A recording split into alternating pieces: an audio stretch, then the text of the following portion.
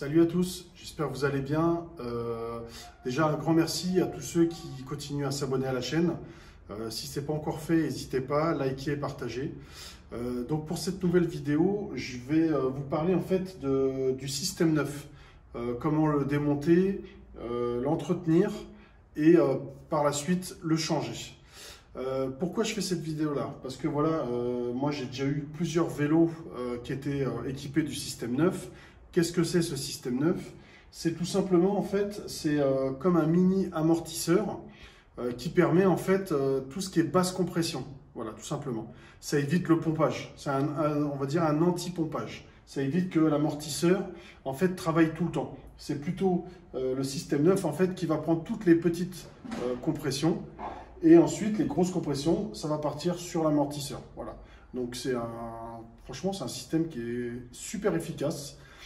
C'est dommage qu'il l'ait arrêté chez Decathlon, mais bon, voilà, c'est comme ça. Pourquoi je fais cette vidéo-là? Parce que, en fait, je me suis rendu compte, sur les vélos que j'ai achetés, donc d'occasion, que malheureusement, beaucoup, en fait, vendaient les vélos, mais n'avaient pas fait l'entretien du système 9. Il faut savoir que quand vous l'envoyez chez Decathlon, ça coûte pièces et main d'œuvre entre 100 et 150 euros.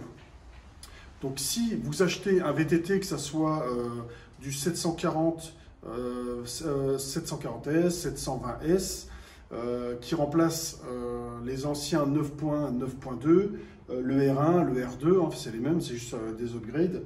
En fait, généralement, ce n'est pas fait. Les gens vous disent, oui, c'est fait. Mais en fait, c'est pas fait. Donc, si vous achetez ces vélos-là, pensez à demander la facture de cet entretien-là. Parce que sinon, ça va vous coûter entre 100 et 150 euros si vous l'envoyez chez Decathlon. Sinon, bah, si ce n'est pas fait, vous le négociez. Et par la suite, vous pouvez voir dans quel état sont les roulements. Bien sûr, s'ils sont complètement bloqués, pourris, là, par contre, faites très attention. Il y a certaines pièces qui sont plus disponibles, c'est-à-dire à l'intérieur, il y a une cage. Ça, déjà, la cage n'est plus disponible. Il n'y a que les roulements, en fait, qui sont disponibles. Donc, voilà. Donc, c'est pour ça que c'est toujours bien de pouvoir les entretenir, hein, démonter, les nettoyer, les regresser. Voilà. Et là, déjà, ça évite tous ces problèmes-là. Donc, pour le démontage, c'est tout simple. Déjà, on va faire sauter donc la roue arrière. Comme ça, déjà, c'est pas plus simple. Ensuite, on enlève la chaîne, hein, parce que sinon, on ne pourra pas. Ensuite, on va faire sauter le dérailleur avec le câble, avec son câble. Comment ça s'appelle? Le frein, donc l'étrier de frein arrière, hein, avec la gaine. On démonte également l'amortisseur arrière, hein, parce que c'est toute cette partie-là qui va partir. Vous allez avoir besoin de travailler donc, pour dévisser donc, les vis qu'il y a de chaque côté ici. Donc, on va enlever le pédalier. Donc, hop, c'est ce que je vais faire maintenant. Voilà. Ensuite, donc, vous enlevez vos deux vis d'étrier, hein, vous le mettez sur le côté. Pour ne pas les perdre, les vis à la rigueur, vous les remettez sur l'adaptateur, comme ça vous êtes tranquille. Ensuite, pour démonter votre dérailleur, c'est pas compliqué, hein, il y a une vis qui est une BTR qui est ici. Vous détendez complètement votre câble de dérailleur. Ensuite, hop, vous tirez dessus. Voilà. Ensuite, hop, vous enlevez votre dérailleur. Voilà. Alors, pensez, ce que vous démontez, vous le nettoyez. D'accord? Votre dérailleur, vous le nettoyez entièrement. La chaîne, pareil, démontée. Votre pédalier, vous démontez également. Comme ça, vous faites un entretien complet. C'est-à-dire beaucoup de nettoyage. S'il faut mettre un peu d'huile, un peu de graisse, il faut le faire. D'accord? Ensuite, bah, vous laissez ça, voilà, donc, comme ça, il n'y a pas de souci. Hop. Ensuite, pareil, si vous êtes équipé juste en 1x11 par exemple, ou 1x10 ou 1x12, vous n'avez pas de dérailleur avant. Donc là, moi je l'ai encore, hein, parce que c'est un 2x11, donc du coup, je l'ai enlevé. Donc ensuite, vous pouvez également faire l'entretien du boîtier de pédalier, hein, vous le démontez, hop, vous nettoyez, vous régressez. Surtout, pas de dégraissant à l'intérieur, un bon coup de chiffon et on remet de la graisse parce que y a beaucoup de joints et les dégraissants, ça abîme beaucoup les joints, ça les sèche. Donc voilà, donc du coup, vous voyez, après, c'est libre. Donc comme vous voyez, en fait, c'est cette partie-là, vous voyez, qui bouge. Et qui donc absorbe tous les petits chocs. Donc, c'est ça qu'on va enlever. Donc là, vous avez accès donc, aux vis qui sont ici. Donc là, pour dévisser, vous avez une vis là, donc avec une BT clé Allen de 8. De l'autre côté, vous avez une plus petite en 5. Donc vous dévissez d'abord donc la petite hein, qui sert à bloquer le tout. Une fois que vous avez dévissé ça, eh ben, vous avez juste en fait à retirer en tenant, en faisant bien que ça, attention que ça ne parte pas. Hop.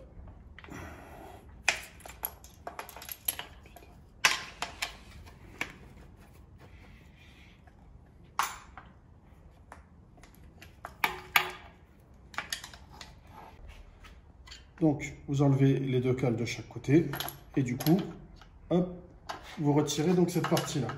Donc, le haut-banc arrière. Ensuite, voilà, rangez le derrière. Hop, vous l'enlevez. Donc, vous vous retrouvez ici donc avec le haut-banc arrière. Donc, comme vous le voyez, ici, faites attention, à ce niveau-là, il y a 2 rondelles en métal. Donc ça, il faudra faire très attention à bien les enlever, les mettre de côté parce qu'elles peuvent tomber par terre. Ensuite, donc, vous avez les 2 roulements qu'il y a ici, de chaque côté. Plus les 2 gros roulements qui se trouvent donc ici. Voilà. Et ça, donc, c'est ce boîtier, cette cage-là, en fait, qui n'est plus disponible chez Decathlon. C'est trop vieux, donc c'est plus disponible. Mais c'est pas obligatoire de la changer. Les roulements, par contre, si. Donc, ce que vous faites, c'est une fois que vous avez démonté, vous faites tourner vos roulements. Voyez, et vous regardez si ça coince complètement. Si ça gratte, ça veut dire que les roulements, en fait, ils n'ont jamais été entretenus ni changés. Donc, tout simplement, ce qui peut être fait, c'est en fait, vous prenez un petit cutter, juste avec la lame, vous avez une petite membrane ici qui est juste au-dessus là. Donc, vous voyez, vous prenez simplement un cutter. Faites bien attention surtout de ne pas couper la membrane. Donc, vous la placez simplement sur le côté. Et vous voyez, hop, la petite membrane, du coup, va s'enlever. Et donc là, vous avez vos roulements juste en dessous. Donc là, vous pouvez les nettoyer avec du WD-40. Hein, vous en mettez pas mal. Vous prenez, s'il faut, un petit pinceau ou même, comme je vous ai déjà montré, avec des vieilles brosses à dents usagées, vous ne les jetez pas. Vous frottez, hein, et à force, ça, toute la saleté, la rouille, les cochonneries, ça va s'enlever. Moi, ce que j'ai fait, c'est que j'ai mis un tout petit peu d'huile hein, de chêne dessus, conditions humides. Comme ça, ça permet de mieux extraire et de pré-relubrifier en fait les billes. Une fois que ça c'est fait, vous essuyez. Surtout pas de dégraissant, hein, parce que c'est là que ça va tout retirer. Vous essuyez bien. Ensuite, vous remettez une bonne couche de graisse à l'intérieur. Vous faites tourner les roulements de façon que tout soit homogène. Après, hop, vous remettez une bonne couche bien à plat et vous remettez simplement votre membrane en appuyant bien dessus. Hop, voilà. Et après, ce que vous faites, pour que ça soit bien étanche au niveau de la membrane, vous remettez hop, un bon liseré de graisse par-dessus et ça va vous faire une bonne étanchéité. Voilà. Donc, ensuite, pour le remontage, hein, donc là, on fait bien celui-ci, on fait celui-ci pareil. À ce niveau-là, vous faites exactement la même chose sur ce roulement-là, de l'autre côté, et du coup, vous allez voir après, au début, ça peut gratter un petit peu, mais après, à force de le faire, avec l'huile et la graisse, du coup, il n'y aura plus rien. Et franchement, vous allez le ressentir tout de suite, hein. Ça sera beaucoup plus fluide. Et après, voilà. Donc, pour le remontage, c'est pareil. On remet donc son haut-banc, on refixe donc les deux, les deux cales, hein, voilà. Il y en a une, vous ne pouvez pas vous tromper. Il y en a celle qui va à gauche, donc c'est celle où il y a la petite clé Allen. Et l'autre, c'est avec la grosse clé Allen. Voilà, tout simplement. Donc, vous remettez ça, tac, vous remettez en place. Vous remettez ensuite vos cales, vous mettez ça bien.